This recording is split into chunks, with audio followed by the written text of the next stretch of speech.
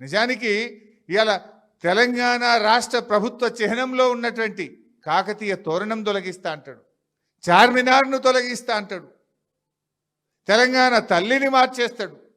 నువ్వు తెలంగాణ అస్తిత్వాన్ని దెబ్బతీస్తున్నావు. మొన్నెప్పుడో రామోజీ ఫిలిం సిటీకి పోయిండు, ఆడపోయి అంటాడు రవీంద్ర భారతి అవార్డుల కంటే రామోజీ ఫిలిం సిటీ అవార్డే గొప్పదట. ఇది తెలంగాణ అస్తిత్వాన్ని దెబ్బతీయడం కాదా? రవీంద్ర భారతిలో ఏ అవార్డులు ఇస్తాం? దాశరథి గారు అవార్డు ఇస్తాం, కాళోజీ గారు అవార్డు ఇస్తాం, గద్దరన్న అవార్డు ఇస్తాం. అంటే తెలంగాణ ఉద్యమ ప్రతిరూపం, తెలంగాణ జాతి గర్వించదగ్గ కాళోజీని చిన్న చేసి మాట్లాడతావు, దాశరథి గారిని చిన్నగా చేసి మాట్లాడతావు, గద్దరన్న అవార్డును చిన్నగా చేసి మాట్లాడి ఫిలిం సిటీ అవార్డే గొప్పగున్నదని మాట్లాడితే రేవంత్ రెడ్డి తెలంగాణ ద్రోహి కాదా? ఇది తెలంగాణ అస్తిత్వాన్ని దెబ్బతీయడం కాదా?